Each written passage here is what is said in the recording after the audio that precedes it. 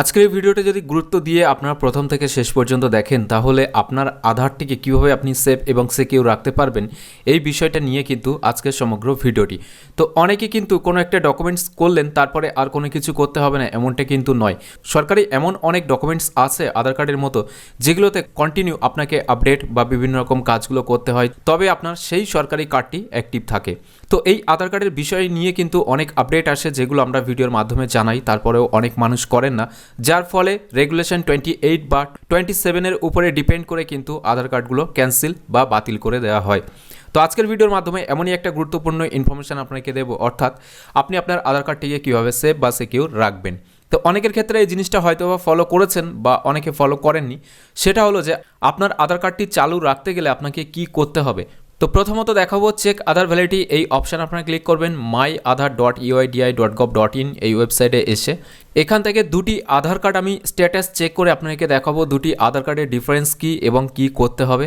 তো বন্ধুরা, অন স্ক্রিনে আপনারা দেখতেই পাচ্ছেন একটা আধার কার্ডের যে স্ট্যাটাস সেটা কিন্তু আমি চেক করে দেখালাম।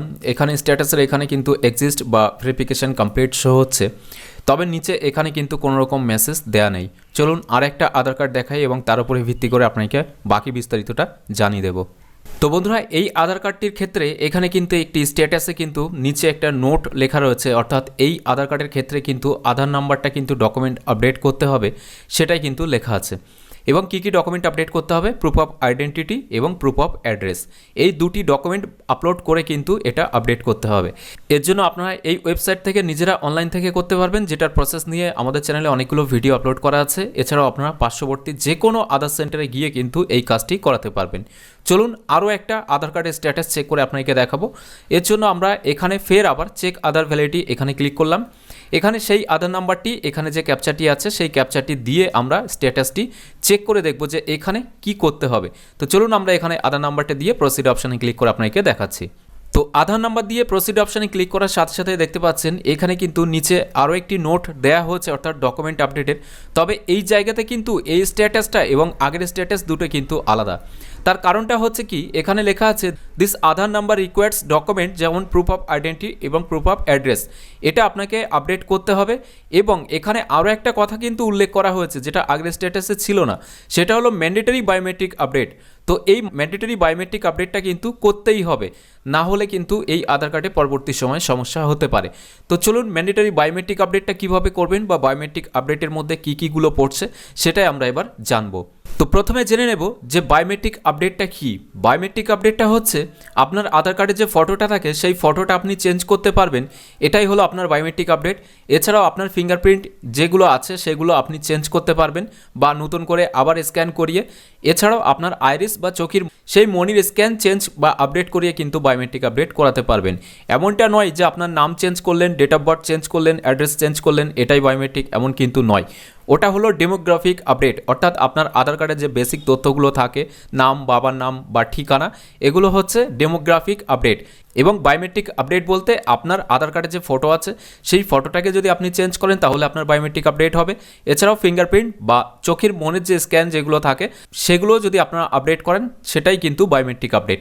তো এই বায়োমেট্রিক আপডেটটা কিন্তু সব জায়গাতে আপনারা করতে পারবেন না। এই বায়োমেট্রিক আপডেট করতে গেলে যেখানে নতুন আধার কার্ড তোলা হয় সেই জায়গাতে, অর্থাৎ কোনো ব্যাংক বা আধার সেবা কেন্দ্র যেখানে যেখানে নতুন আধার কার্ড বা বায়োমেট্রিক ডেমোগ্রাফিকের সব কাজগুলো কিন্তু সেই জায়গাতেই হবে। এবং ম্যাক্সিমাম ক্ষেত্রে দেখা যায় যে আপনার আশেপাশে যেগুলো আছে সেগুলো শুধুমাত্র ডেমোগ্রাফিক আপডেটের জন্য, অর্থাৎ আপনার নাম, ঠিকানা, ডেট অফ বার্থ এগুলো চেঞ্জ করার জন্য। সেখানে কিন্তু বায়োমেট্রিক আপডেটের কাজটি হয় না। বায়োমেট্রিক আপডেটের কাজটা কিন্তু পোস্ট অফিস, ব্যাংক এই ধরনের জায়গাতে হয় যেখানে নতুন আধার কার্ডটি তোলা হয়। তো আজকের ভিডিওর মূল বিষয়টা ছিল এটাই, অর্থাৎ আপনার আধার ভ্যালিডিটি স্ট্যাটাস যখনই আপনি চেক করবেন সেখান থেকে কিন্তু জানতে পারবেন যে আপনার আধার কার্ডে কী কী কাজগুলো প্রয়োজন বা কী কী করতে হবে বর্তমানে। ফার্স্ট যে স্ট্যাটাস দেখালাম সেখানে কিছুই করার দরকার নেই, অর্থাৎ ওই আধার কার্ডটি সম্পূর্ণভাবে আপডেটেড আছে।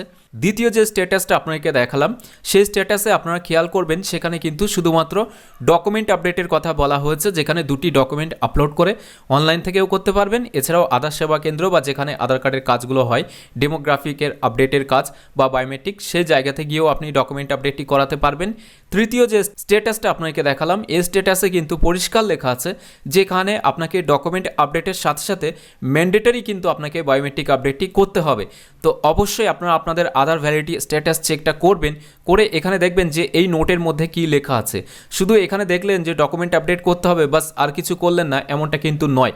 অবশ্যই ভালো করে এখান থেকে গুরুত্ব সহকারে আপনারা পড়ে নেবেন যে এই জায়গাতে আপনার আধার কার্ডের উপরে ভিত্তি করে কি কি কাজগুলো করতে বলা হয়েছে, এবং সেই মতো আপনি যদি আপনার আধার কার্ডটি আপডেট রাখেন সেক্ষেত্রে কিন্তু আধার কার্ড বাতিল বা বন্ধ হওয়ার যে সম্ভাবনা সেটা কিন্তু অনেকটা অংশে কমে যাবে। এছাড়াও 28A রেগুলেশন অনুযায়ী যে আধার কার্ডগুলো বাতিল হয়েছে সেগুলো যেহেতু ইতিমধ্যে চালু করা হয়েছে, তো 28 এবং 27 হিসাবে যদি বন্ধ হয় সেক্ষেত্রে কিন্তু এই সমস্ত যে কারণগুলো আছে আপনার আধার কার্ডের যে প্রবলেম, এই প্রবলেমের উপর ভিত্তি করেই কিন্তু ম্যাক্সিমাম ক্ষেত্রে 28 রেগুলেশন অনুযায়ী কিন্তু আধার কার্ডগুলো বাতিল করে দেওয়া হয়, বা অনেক আধার কার্ড ইতিমধ্যে কিন্তু বাতিল হয়েও গেছে। সুতরাং এই পদ্ধতি অবলম্বন করে অর্থাৎ আধার ভ্যালিডিটি স্ট্যাটাস চেক করে কিন্তু আপনারা জানতে পারবেন আপনার আধার কার্ডের কী কাজটি করাতে হবে, এবং যে স্ট্যাটাসের নোটটা এখানে লেখা থাকবে বা যেটা করতে হবে সেটা কিন্তু অবশ্যই আপনাকে করে নিতে হবে, তবেই কিন্তু আপনার আধার কার্ডটি সুরক্ষিত থাকবে। তো আজকের ভিডিওর মাধ্যমে এই ছোট্ট আপডেটটুকু আপনাদেরকে বোঝানো ছিল, যারা একবারে বুঝতে পারেননি পারলে ভিডিওটা আরও একবার প্রথম থেকে আপনারা চালাবেন, তাহলে কিন্তু আপনারা স্পষ্ট ক্লিয়ার বুঝতে পারবেন। তো এখনকার ভিডিওটা এখানেই শেষ করছি। ভিডিওটি ভালো লাগলে অবশ্যই একটি লাইক করে দেবেন এবং বেশি বেশি করে শেয়ার করবেন যাতে সকলে আপডেটটি জানতে পারে। এছাড়াও এখনকার এই ভিডিওটি প্রথম থেকে শেষ পর্যন্ত দেখার জন্য আপনাকে জানাই অসংখ্য অসংখ্য ধন্যবাদ।